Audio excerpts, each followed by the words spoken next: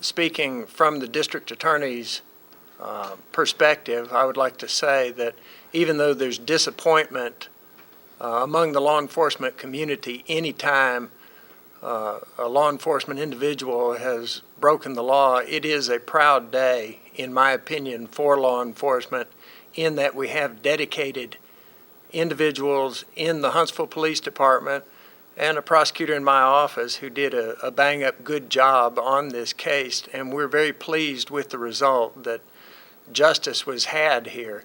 I know immediately the public will hear something about a police officer that broke the law, and I think the public has to guard against the perception that, hey,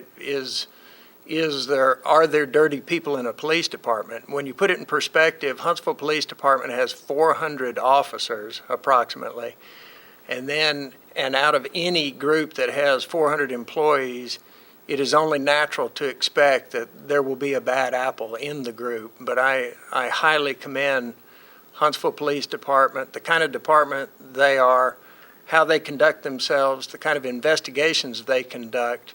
And frankly, I would not want to live in any other town in this country. With me is Deputy Chief Mark Hudson, and I think Chief Hudson has a few words to say too. Thank you, Rob. As Rob said, it's always disappointing anytime one of our officers fails to meet their responsibilities and uphold their oath of office. It's a sad day in our department. It's a sad day for all of the officers in our department who do uphold their oath, who do a good job in protecting our public and in protecting the public's trust.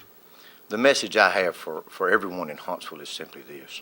On behalf of Mayor Battle, on behalf of Chief Henry Reyes, and the entire Huntsville Police Department, we will continue to do everything possible to uphold the trust you have in us.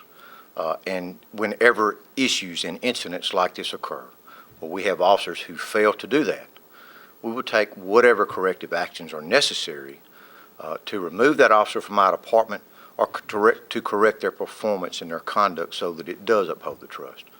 And that obviously includes the criminal prosecution of our folks when they commit criminal acts. We just want to ensure that everyone who lives here and works here understands that. As Rob mentioned, we have about 400 police officers in this department, and I want to commend them.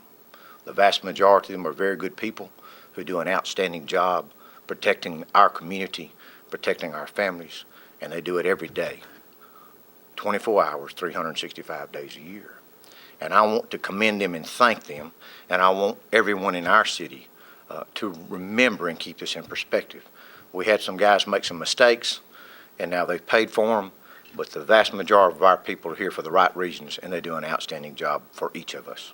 Anytime one of our officers falls as hard as these did, it is a disappointment to all of the officers in our department. Let's be honest, it's embarrassing. But as far as the morale standpoint, I'm going to go back to what I said earlier. The very vast majority of our folks knew this was what needed to happen, knew that this was justice, and that this officer had committed a grievous offense under state law. And from a morale standpoint, that's going to assure them that right prevailed, that the officers that came to us with their conduct did the right thing, and that sends a tremendous message to our folks as well. So from a morale standpoint, yes, sir, it's disappointing. Yes, sir, it's disheartening. But from the long run, I think it improves it. I want to assure every citizen in Huntsville that this department and this city government and this administration under Mayor Battle will do everything under our power to ensure that we uphold that trust and that we require our officers to do the same. I'm satisfied with the quality of the investigation conducted by our department.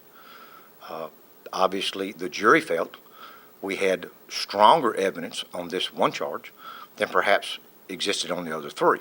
Sometimes that's the way criminal cases, criminal prosecutions go. But it's hard to be disappointed with the outcome of the investigation when the trial turned out the way it did today.